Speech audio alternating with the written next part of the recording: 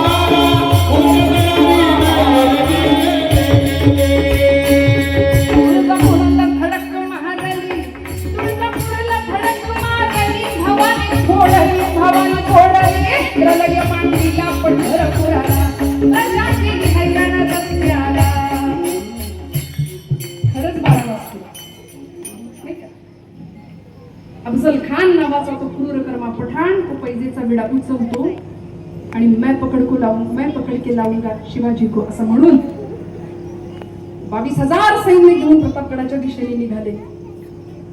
सगळी तयारी झाली, सगळं सैन्य तयार झालं.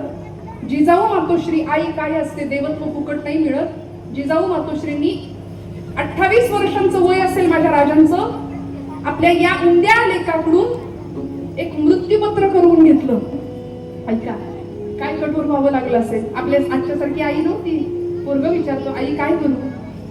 खेळायला जाऊ का? नको, पडशील, धडपडशील.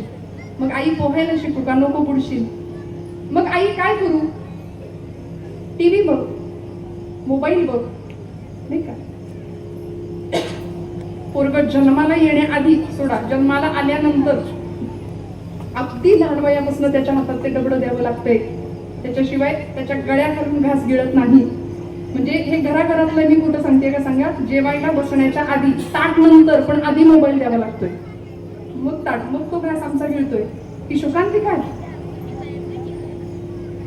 त्यामुळे जिजा मातोश्रींनी किती कठीण परिश्रम करून आपल्या लेकरांना घडवलं असेल बघा. मृत्यूपत्र तयार करून घेतलं. सांगितलं, राजा, उद्या या अफजल खानाच्या मोहिमेमध्ये तुमचं काही बरं वाईट झालं तर स्वराज्याची चळवळ थांबता कामा नये. स्वराज्य नाही थांबता कामा, कारण हे राज्य नसे शिवबाचे, हे तुझ्या एकट्याचं राज्य नाही राजा, हे राज्य देव धर्माचे, हे राज्य देश धर्माचे. या मोहिमेत तुम्हाला काही झालं बरं वाईट तर स्वराज्याची मोहीम थांबता कामा नये. म्हणून एका आईनी, एका मातेने मृत्यूपत्रावर सही करून घेतली, राजाची शिक्का करून घेतला. आणि राजे निघाले होते मोहिमेला. समोर आले कान्होजी काका जेधे. 65 वर्षाचं वय होतं. आणि कान्होजी काकांनी राजांच्या हातात एक पत्र दिलं आणि म्हणाले, राजा, अरे अफजल यानं पत्र पाठवलंय मला, बघ ना काय म्हणतोय. राजांनी ते पत्र घेतलं. पत्रातला मजकूर होता, अफजल खान येताना अनेकांना फितूर करत होता आपल्या बाजूला. लोकांना वतनाचे तुकडे वाटून वतनदारीचा आमिष देऊन आपल्या बाजूला वळतं करून घेत होता राजांच्या विरोधात. कान्होजी काकांना सांगितलं होतं, कान्होजी तुम्ही जुने जाणते सरदार आहात शिवाजी राजांचे, आम्हाला येऊन मिळा, तुम्हाला देशमुखी देऊ, आम्ही वतनदारी देऊ. राजा, अरे बघितलंस का, मला आमिष दाखवतोय आणि न याल तर समोर येणाऱ्या परिणामाला तयार राहा. राजा लेखाचा दम पण देतोय. छत्रपती शिवाजी राजे म्हणले, काका तुम्ही जा, माझं काही म्हणणं नाही, काही म्हणणं नाही. आपली बरीच सरदार मंडळी गेली त्यांच्या बाजूला, आपल्याकडे सैन्य साठा कमी आहे, शस्त्र साठा कमी आहे, माझं काही म्हणणं नाही. तुम्ही गेलात तरी चालेल काका. कान्होजी काका वडिलकीच्या वयाचे होते. काकांनी सांगितलं, राजा अरे खंडोजी खोपडे गेला, अजून कुणी गेलं म्हणून काय मी जाईन असं तुला वाटलं होय? काका तुमचं वतन जाईल. बुडणाऱ्या जहाजामध्ये आपण होऊन आपलं बोचकं कुणीच आणून ठेवत नाही. माझं जहाज बुडायची वेळ आहे खरं तर आता. आपल्याकडे सैन्य नाही, शस्त्र नाही. तुमची इच्छा असेल तर तुम्ही नक्की त्याला जाऊन मिळा. पण 65 वर्षाच्या कान्होजी काकांनी सांगावं, राजा थांब, तुला सांगतो काय ते. धावत गेले, देवासमोरचं पंचपात्र उचललं आणि त्या पात्रातलं पाणी उजव्या हातामध्ये एक तुळशीपत्र घेतलं आणि त्या तुळशीच्या पानावर सोडलं. पाण्यासह तुळशीचं पान राजांच्या पायावर वाहिलं आणि सांगितलं, राजा जहागीर आणि वतन सगळं हित वाहिलंय या पायावर.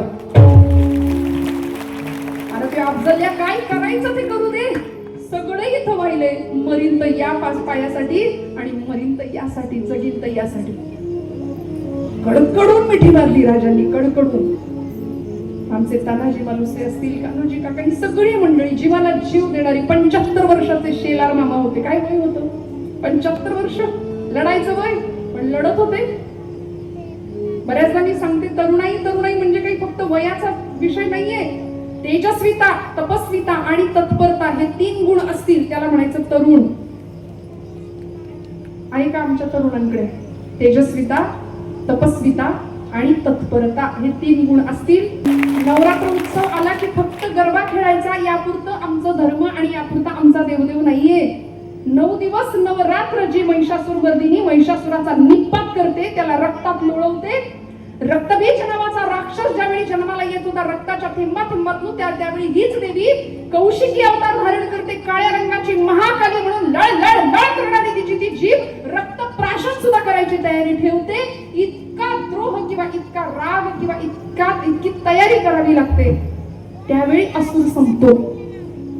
मग मला सांगा, या तयारी करता, हे देवत्व प्राप्त होण्याकरता आम्हाला कुठल्या